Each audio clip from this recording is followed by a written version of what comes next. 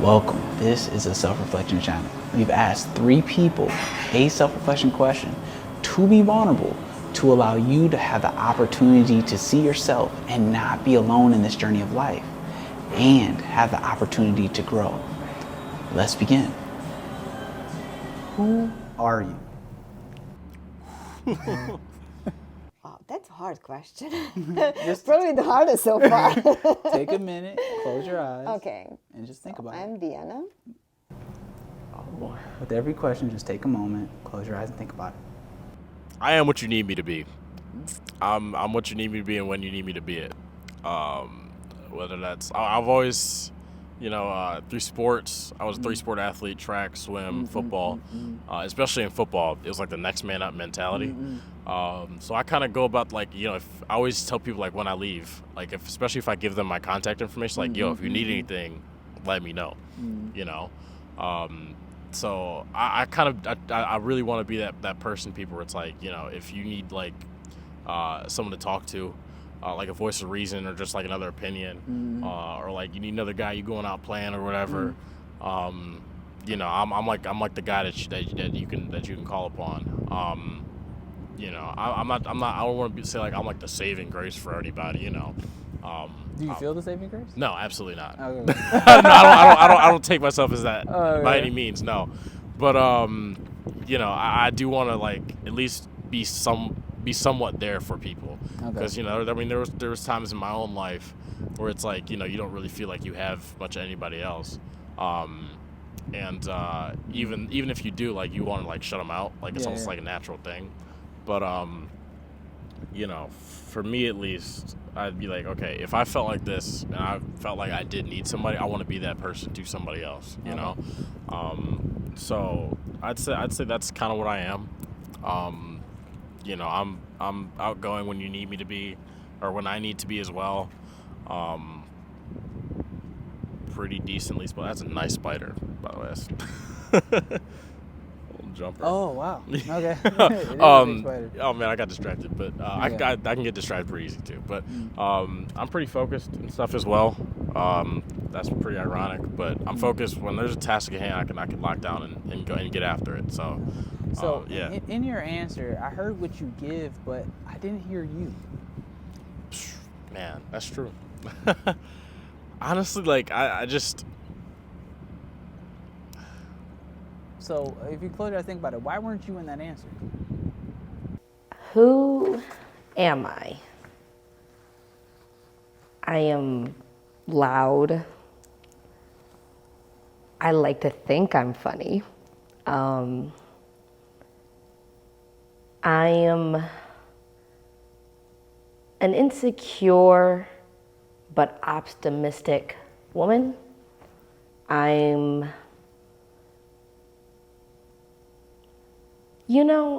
Who am I? I know what I want to be, and I think I want to be a selfless woman. I want to be someone who is strong but still feels. I guess who I am now, I just hope that I'm that person in training. Thank you so much for your answer. So I'm Diana, and I am mother, I am grandma, I'm daughter, I'm wife, I'm sister, I'm woman, I'm human. I'm somebody who's actually very, very happy. I'm a very happy person. Even with all the struggles, all experience in my life, and maybe because I took them as life lessons, I'm still happy because I can share that experience with people, and that's something that makes me very happy. Okay. So, and I'm somebody who's living its dream. I don't know. So thank you for answering the question. Yeah. I'm gonna be honest. I struggled with a lot of arrogance and stuff. And like, again, early high school, like probably a lot during middle school. You know, or like as I started to kind of get serious into athletics and everything, the arrogance took off, and it took off, and it was massive. Like I had pride larger than the Empire State. And from there on, you know, that's like, I'd say about sophomore year, that's when I started getting my word a little more, started praying a little more, and I was just becoming like, I was like, dude, I need to like stop being as full of myself, you know. And honestly, since then, like I have not, I won't say I don't try to keep myself in the picture, but at the same time, I'm like, I'm not as important as I made myself to be once, you know. And I'm not saying I need to completely kick myself out of the equation, but it's just like not like a natural thing for me anymore to like put myself always there. Like, it's always not what I am, but like what can I do for other people? Because that's not how I was, and I kind of promised myself that I'd be different from that. So that's just that. like you're what you asked me kind of made me like kind of think, I'm like, damn, like that I really have not. Yeah, because you know what I hear and what you're saying, and correct me if I'm wrong, but I hear is that in your arrogance, you decided to grow from it, and then to grow from it, you took on self-service as a way to counterbalance the arrogance that you had. It's accurate. But in counterbalancing it, I don't hear your voice. I just hear your action, and I think that there's a balance in there where you can still serve, and you can truly find the answer to the core of your arrogance by searching it out, you know. So my question to you is, what is the core of your arrogance? If you take a minute, close your eyes, think about it.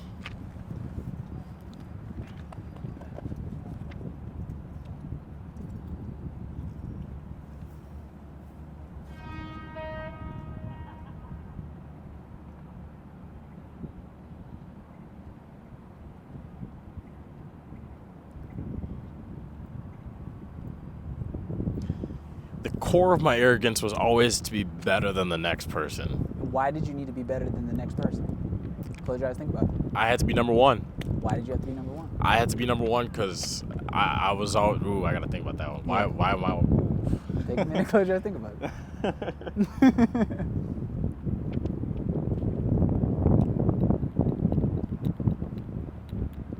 I'd say I had to be number one because I was confident in my abilities to like. I had to be the leader, you know. And my ability, I was like, okay, my ability to lead and the things that I do when I'm leading is like the best and like the only way. And so the only way to achieve that is if I'm number one. And so in that, why is your way the best and the most effective way to get to the goal? Because I know it needs to be done, you know. Why do you know it needs to be done? Because I know, like, in my own mind, because I can kind of paint the picture. It's like, okay, if I'm painting the picture, you know, then that's like my hand moving, you know. Okay, so why can't you paint the picture and other people not paint the picture and it still come out good? That was my point. No, Or that was like. I got you what you're saying. I hear you, but just think about it real quick.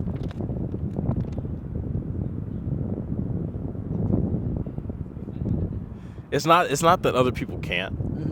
It's just that I know, like, in those situations, like I said, I'm not taking away from anybody else, but I know in those situations, because I've kind of painted it out in my own mind, I know in those situations what it's going to take. Yeah. I know what's going to come up. Yeah. And in those situations, I can be like, okay, I've painted this in my mind. Yeah. This is how it's gonna go, so that, you know, more issues don't arise. And I'm not saying other people can't do that or don't do that. Yeah. But because I have it already painted out in my mind, Yeah. I already see like how it can go and like, you know, how it should go. Yeah. And you know. So, what situation in your life did somebody paint a picture that you completely disagreed with, and you said, I need to paint it now?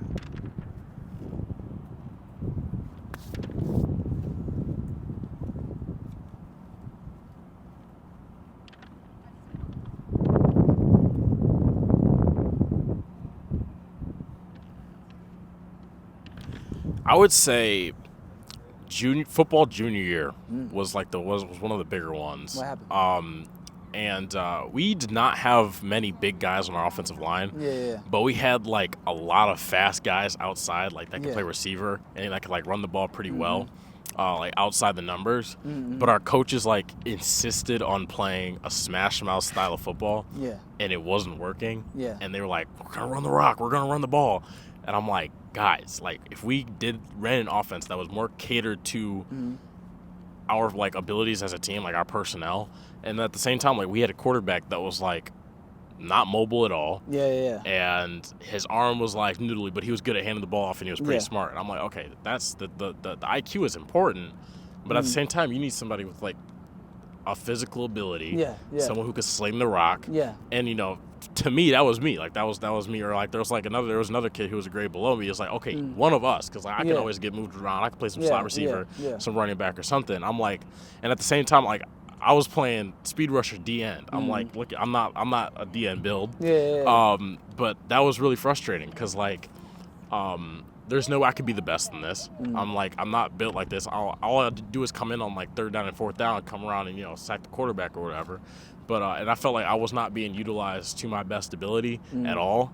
And that was tough because like And how did you do that whole season? I did do the whole season. And how did that? What effect did that have on you that whole season? Just going under leadership that was nonsense. It was honestly pretty tough. There were some times where I wouldn't say I wanted to quit because I love football way too much to quit. But Yeah. there was times where it was really just kind of like demeaning. It's like going to practice, like, okay, what am I here for? Yeah. Because I'm putting in all this work.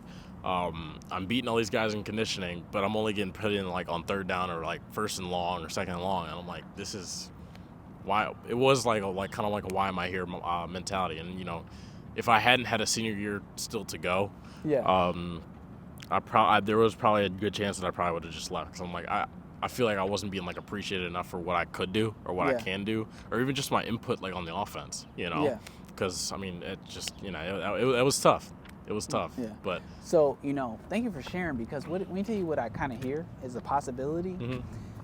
That whole experience was like I think this football season a whole year, because you got the summer practice. It was mostly like from the summer into the fall. Yeah, so that's a long time. Yeah. Right? And it's like through this experience, you realize that people who are in leadership sometimes don't know what they're doing.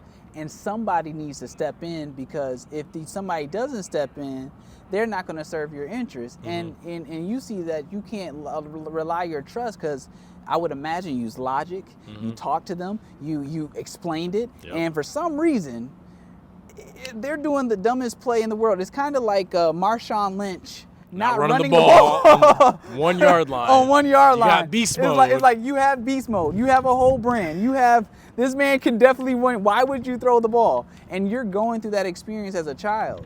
So the thing is, what I hear more than arrogance is self-protection. And you decided to, well, it might look like arrogance at times, but you decided to self-protect yourself by saying, I'm going to take the charge. I'm going to take the lead, because I can't trust the leadership of those that are around me, because it hasn't benefited me. It's accurate. Right? Yeah. So what I think is that in seeing yourself, what I truly see is somebody who's fighting for himself. And in fighting for himself and making sure that your voice is heard and your concerns are met, you want to make sure that other people have that same experience. So it is a pleasure to finally meet you. Absolutely. Yeah. I just never put like into, like I said, I always thought it was just like an arrogance thing, like my thing above everybody else. Yeah. So what do you think about that? Like, just it's not. It doesn't sound like. I mean, it might look like arrogance. It might have some forms of it, but it's something sincere. Like, Right. everything has a reason, and it sounds like your reason was you were just tired of the nonsense. Yeah. I mean, like, I just think it's, I think it would be beneficial kind of going forward, because even in those moments where I'm not trying to be arrogant, but I'm helping people so that they'll help me down the line. And that's a mentality I know I've had before that I've had to check. Yeah. Yeah, Because I think the thing is that it's reevaluating who the leadership is. Mm-hmm. Does the leadership actually lead, or were they the coaches? And I think that's the thing that will allow you to, it's like, no, this leadership is trash. Right. This leadership is good, so I don't have to, Right, exactly. I don't have to stand. Yeah. And then the thing is, even though you're standing for other people, some people need to develop that voice for themselves. And I know you're doing it, but I would imagine that sometimes you hit your head like, why aren't you doing this? Why aren't you doing this? Right. You know, and it's like they need that same experience that you had. And you gotta let them have it. Right. And if you let them have it, they'll love you even more. Exactly. Even though it hurts. Yeah. Man. Yeah. Man. Okay. Yeah, so I appreciate that. Thank No you. problem. Thank you for watching. If you would like to begin or continue your journey of healing through impactful questions and biblical meditation, we have developed a book to do just that. If you would like to begin one-on-one coaching or learn about our group offerings, please fill out the survey link for that in the description, and a member of our team will reach out to you. If you would like to answer questions and be a part of a future video, there's a link in the description to reach out. So with that, let's grow.